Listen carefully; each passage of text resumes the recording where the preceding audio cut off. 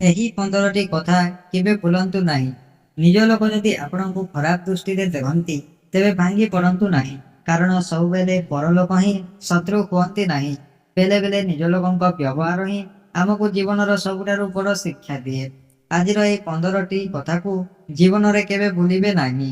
ଯିଏ ଆପଣଙ୍କୁ ଭୁଲ ବୁଝିଛି ତାକୁ ବାରମ୍ବାର ନିଜକୁ ପ୍ରମାଣ କରିବା ଦରକାର ନାହିଁ। ସମୟ ନିଜେ ସତ୍ୟକୁ ପ୍ରମାଣ କରିଦେବ। ନିଜ ଲୋକ ଯଦି ଆପଣଙ୍କ ମୂଲ୍ୟ ବୁଝୁନାହାନ୍ତି ତେବେ ନିଜ ମୂଲ୍ୟ କମ୍ ଭାବନ୍ତୁ ନାହିଁ। ଯେଉଁଠାରେ ଆପଣଙ୍କ ସମ୍ମାନ ନାହିଁ ସେଠାରେ ଚୁପଚାପ ଦୂରେଇ ଆସିବ। ସେଥିରେ ହିଁ ବୁଦ୍ଧିମାନର ପରିଚୟ। ସମସ୍ତଙ୍କୁ ଖୁସି କରିବାକୁ ଯାଇ ନିଜ ଶାନ୍ତି ହରାଇବେ ନାହିଁ। ଆପଣଙ୍କ ମନର ଶାନ୍ତି ମଧ୍ୟ ମୂଲ୍ୟବାନ। ଯିଏ ଆପଣଙ୍କ ଭଲ ସମୟରେ ପାଖରେ ଥାଇ ସେ ନିଶ୍ଚିତ ଭାବରେ ଆପଣଙ୍କ ଖରାପ ସମୟର ସାଥୀ ହେବ, ଏହା ଭାବନ୍ତୁ ନାହିଁ। ସମୟ ଲୋକଙ୍କ ଅସଲ ଚେହେରା ଦେଖାଇ ଦିଏ। ନିଜ ଲୋକଙ୍କ ଅବହେଳା ଆପଣଙ୍କୁ ଦୁର୍ବଳ କରିବା ପାଇଁ ନୁହେଁ, ଆହୁରି ଶକ୍ତିଶାଳୀ କରିବା ପାଇଁ ଆସିଥାଏ।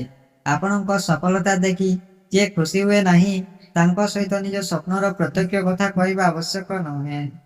କେହି ଆପଣଙ୍କୁ ଖରାପ ଭାବୁଛନ୍ତି ବୋଲି ଆପଣଙ୍କ ମଧ୍ୟରେ ତାଙ୍କୁ ଖରାପ ଭାବିବା ଆରମ୍ଭ କରନ୍ତୁ ନାହିଁ। ନିଜ ସଂସ୍କାରକୁ ଧରି ରଖନ୍ତୁ। ଯେଉଁମାନେ ଆପଣଙ୍କ ଅନୁପସ୍ଥିତିରେ ଆପଣଙ୍କ ବିଷୟରେ କହନ୍ତି ସେମାନଙ୍କୁ ଉତ୍ତର ଦେବାର ସବୁଠାରୁ ଭଲ ଉପାୟ ହେଉଛି ନିଜ ଜୀବନରେ ଆଗକୁ ବଢ଼ିବା।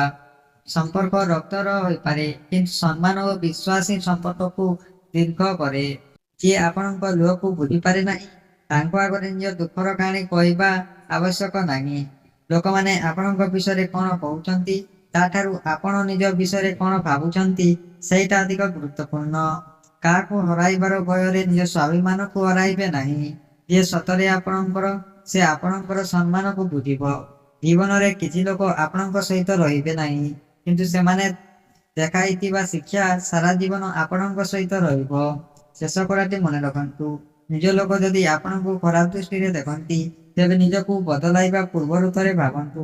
ସମସ୍ତଙ୍କ ଆଖିରେ ଭଲ ହେବା ଅସମ୍ଭବ, କିନ୍ତୁ ନିଜ ଆଖିରେ ସତ ରହିବା ସମ୍ଭବ। ତେଣୁ ଲୋକଙ୍କ କଥାରେ ଭାଙ୍ଗି ପଡ଼ନ୍ତୁ ନାହିଁ, ନିଜ କର୍ମ ଉପରେ ବିଶ୍ୱାସ ରଖନ୍ତୁ। କାରଣ ଆଜି ଯିଏ ଆପଣଙ୍କୁ ଅବହେଳା କରୁଛି କାଲି ସେହି ଲୋକ ଆପଣଙ୍କ ସଫଳତାର ଉଦାହରଣ ଦେଇପାରେ। ଏହି କଥାଟି ଭଲ ଲାଗିଥିଲେ ନିଜ ଜଣେ ପ୍ରିୟ ଲୋକଙ୍କ ସହିତ ନିଶ୍ଚୟ ସେୟାର କରନ୍ତୁ।